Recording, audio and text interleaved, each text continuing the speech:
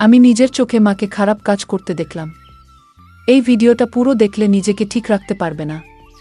তাই বেশি দেরি না করে চলুন গল্পটা পুরো শোনা যাক। প্রথমে আমার পরিচয়টা দিয়ে দেই। আমি শ্রাবন্তী, থাকি বরিশালে। আমি, বাবা আর মা, এই নিয়ে হচ্ছে আমাদের ছোট সংসার। একদিন পুলিশ এসে লোন খেলাপের দায়ে আমার বাবাকে ধরে নিয়ে গেল। খেলাপি লোনের দায়ে আমার বাবার 10 বছরের জেল হয়। আমাদের বিষয়ে যা সম্পত্তি ছিল সবই ব্যাংক নিয়ে নেয়। মা আর আমি ভাড়া বাসায় এসে উঠি। সামান্য কিছু জমানো টাকায় আমাদের খরচ চলছিল।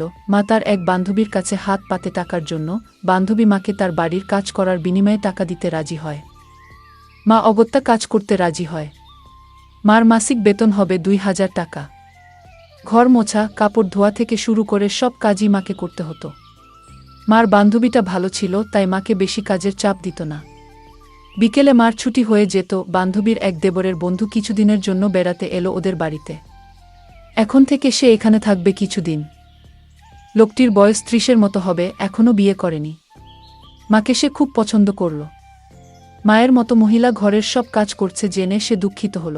আমি তখন একটা কাজে শহরের বাইরে ছিলাম 2 দিনের জন্য। মার বান্ধবী ও তার স্বামী রাতে বাড়িতে ফিরবে না জানিয়ে দিল মাকে। তখন বাজে বেলা 1টা। মার রান্না বান্না হয়ে গিয়েছে।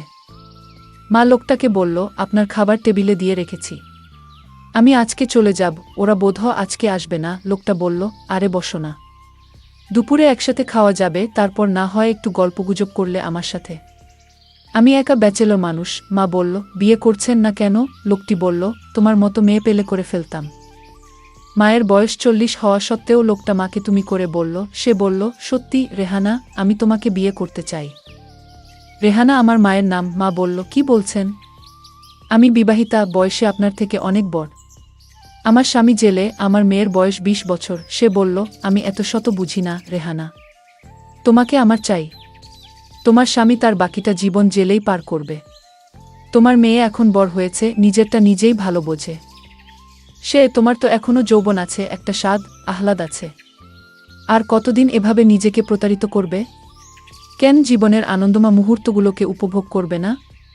তুমি আমাকে বিয়ে না করতে চাইলেও আপত্তি নেই, আমরা বিয়ে না করেও নিজেদের চাহিদা মেটাতে পারি, কেউ কিছু জানবে না। মা ইতস্তত করে কিছু বলতে গিয়েও থেমে গেল। রেহানা, আমি চাইলেই তোমাকে পেতে পারি, কেউ কিছু জানতে পারবে না, বাড়িতে কেউ নাই, তাই ওরা খারাপ কাজ করা শুরু করল। ঠিক তখনই আমি মাকে ফোন করলাম। মা সেই অবস্থায় আমার ফোন তুলে মা আমাকে বলল, এখন সে ব্যস্ত আছে। মা বলল, আমাকে পরে ফোন করবে বলে ফোনটা রেখে দিল।